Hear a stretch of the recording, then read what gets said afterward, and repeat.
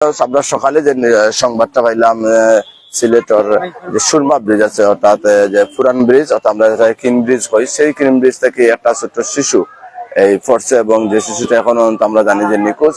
প্রায় ঘটনা ঘটছে এখন থেকে দেড় ঘন্টা আগে এই ঘটনাটা ঘটছে এবং এখানেও আমরা দেখতাম পারলাম এই সুরমা নদীতে এই মুহূর্তে ফায়ার সার্ভিসের কর্মীরা দীর্ঘ সময় থেকে তারা উদ্ধার কাজে আসেন এবং উদ্ধার করার লাগে চেষ্টা করা, যেহেতু সুরমা নদী অনেক বড় আসলে সেই নদী এবং মোটামুটি যদিও পানির কোনো স্রোত নাই কিন্তু এরপরেও ফায়ার সার্ভিসের কর্মীরা আমরা দেখতাম পারলাম তারা প্রায় ঘটনা যখন ঘটছে এর কিছু সময় পর থাকি সেই ছেলেটার উদ্ধার করার লাগে চেষ্টা করা।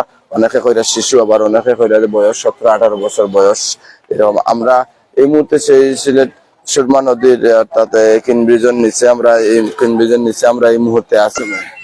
ইনো সকাল 7টা-8টা-9টার দিকে মনে হয় ও ব্রিজ থেকে এজন মানুষ পড়ছেন।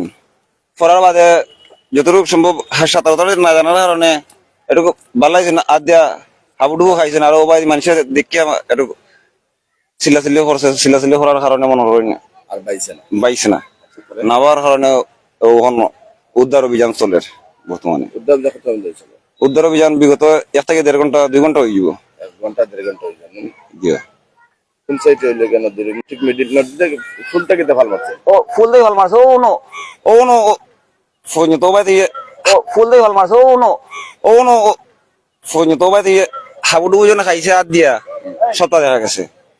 ও দেখে মনোরম মানছে খবর লাগাইয়া উত্তরে বেটারে